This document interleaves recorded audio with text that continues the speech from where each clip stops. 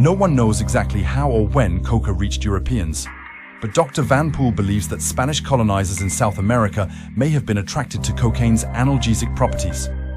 I could imagine that scenario where someone got it through just being really sick and seeking help, she said in an interview. That ailing Spaniard might have realized, wow, that's good medicine, Dr. Van Poole said. Benjamin Breen, a historian at the University of California, Santa Cruz, agreed that coca was probably marketed to Europeans as a novel medical product.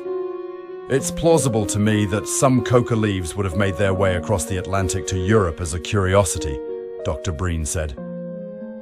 Perhaps the leaves were shipped back to the Old World by an apothecary or a physician, and Milan, as an epicenter of trade, may have received coca earlier than other European cities did. Dr. Breen said that he initially doubted Ms. Giordano's findings, but his skepticism was dispelled after he consulted chronicles left behind by 16th century European voyagers to the New World.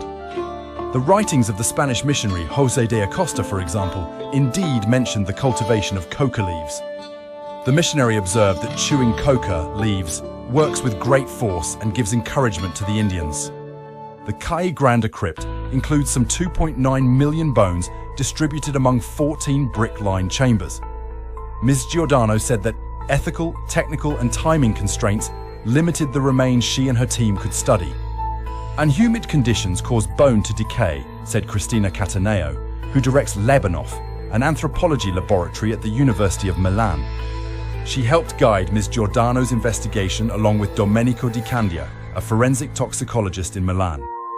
The remains of 2 people showed evidence of cocaine ingestion. The specimens were turned into powder, which was analyzed using a spectrometer for the compounds it contained. The method is highly sensitive and accurate, said Barbara Huber, an archaeochemist at the Max Planck Institute of Geoanthropology in Germany.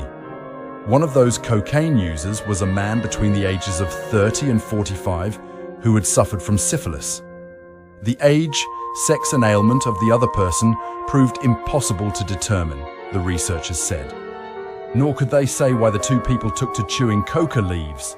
They could have consumed the plant as a medicinal remedy at the hospital to relieve pain or treat some symptoms or disease, Ms. Giordano and her colleagues wrote in the paper. But they could have just as easily taken it recreationally. Hospital records did not show any evidence suggesting that coca leaves were administered by doctors there.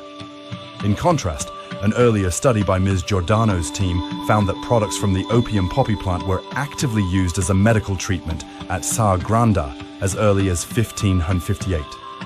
In Dr. Cataneo's view, that suggests the coca plant was not an official remedy, but instead something lurking among the population. By the late 19th century, after a German chemist named Albert Niemann extracted cocaine from coca leaves, the white powder became a widely accepted medicine across the Western world. That changed, at least in the United States, around 1915, when laws began to restrict the drug. Ms. Giordano's research appears to significantly revise the earliest estimate of when the coca leaf first crossed the Atlantic Ocean and what kind of reception it received. And it points to a new way of peering into the past, including into the most private of habits. I think it's super exciting, Dr. Breen said of the impact Ms. Giordano's work could have on the field of archaeology. So much of what we know about the past has been based on information from written records. But if we compare what's in a book to physical evidence, like what's in someone's brain, that's a whole new dimension. Read 19 comments.